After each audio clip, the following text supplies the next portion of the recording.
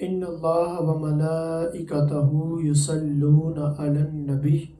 یا ایھا الذین آمنوا صلوا علیہ وسلموا تسلیما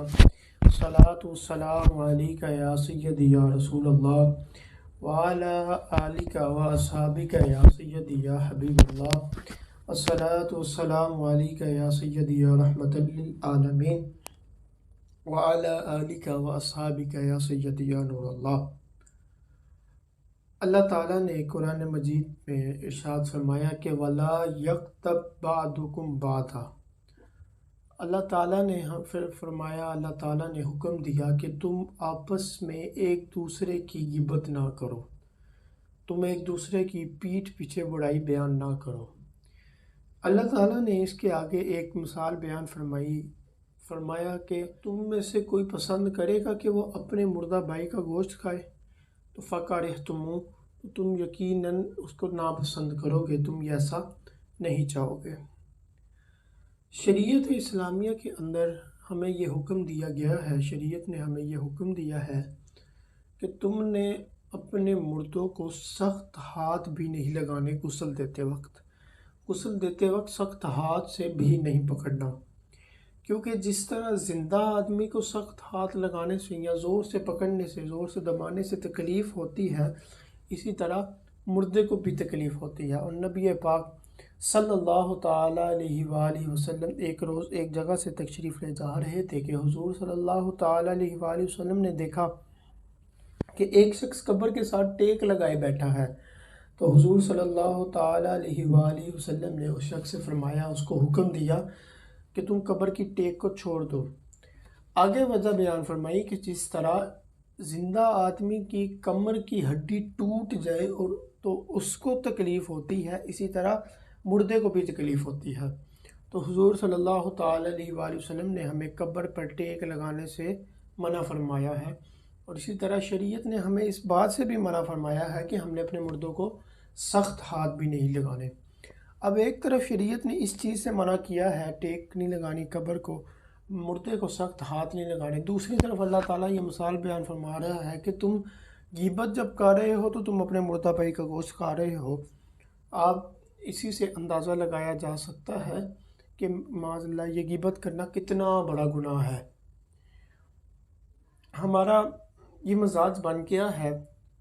کہ ہم کہتے ہیں کہ یہ جو بات میں کر رہا ہوں، غیبت کر رہے ہوتے ہیں اور ہم یہ کہہ رہے ہوتے ہیں کہ جو بات میں کر رہا ہوں وہ سامنے والے میں موجود ہے،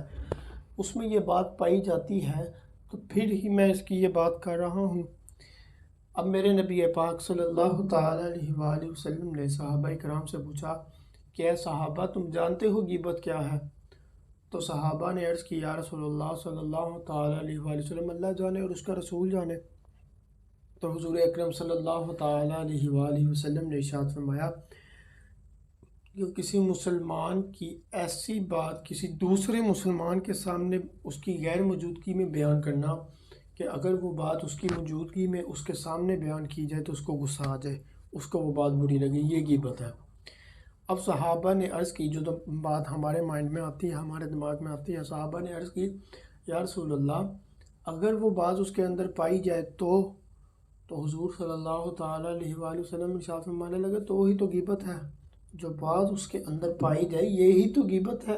جو بات اس کے اندر پائی نہ جائے وہ بات دوسروں کے سامنے بتائی جائے، دوسروں کو کہا جائے کہ فلانا نے اس طرح کیا یا فلانا اس طرح کرتا ہے، وہ تو اس پر بہتان ہے، وہ تو اس پر الزام ہے۔ تو غیبت یہ ہے کہ جو بات اس کے اندر پائی جائے اس کو کسی دوسرے کے سامنے بیان کیا جائے اس کی غیر موجودگی میں۔ میرے نبی پاک صلی اللہ تعالیٰ علیہ وآلہ وسلم سے حضرت عائشہ رضی اللہ تعالیٰ عنہا کہنے لگیں، یا رسول اللہ صلی اللہ تعالیٰ علیہ وآلہ وسلم، آپ کی جو بیوی حضرت صفیہ ہیں ان کا قد بہت چھوٹا ہے، اور ہمارے معاشرے میں قد چھوٹا ہونا ایک عیب ہے۔ تو حضور صلی اللہ تعالیٰ علیہ وآلہ وسلم نے ارشاد فرمایا کہ عائشہ، تم نے اتنا گہرا جملہ بولا ہے، اتنا زیادہ گہرا جملہ بولا ہے، اس کی تاثیر اتنی زیادہ ہے کہ سارے سمندروں کا پانی اکٹھا کر لیا جائے، سارے سمندروں کا پانی جمع کر لیا جائے اور اس میں اس جملے کو اگر رکھا جائے تو اس جملے کی تاثیر اتنی زیادہ ہوگی کہ وہ سارے سمندروں کا پانی پیچھے ہٹ جائے گا. اتنا گہرا جملہ ہے یہ، اتنی زیادہ اس کی تاثیر ہوگی. اور حضور صلی اللہ تعالیٰ علیہ وآلہ وسلم نے ارشاد فرمایا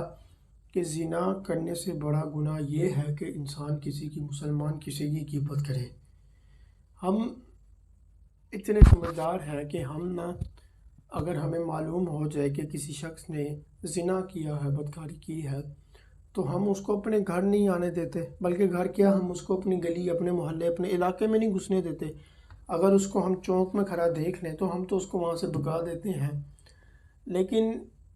ہم خود جگہ جگہ، گلی گلی، گھر گھر بیٹھ کے دوسروں کی غیبت کری جاتے ہیں، پیٹھ پیچھے دوسروں کی برائیاں بیان کی جاتے ہیں.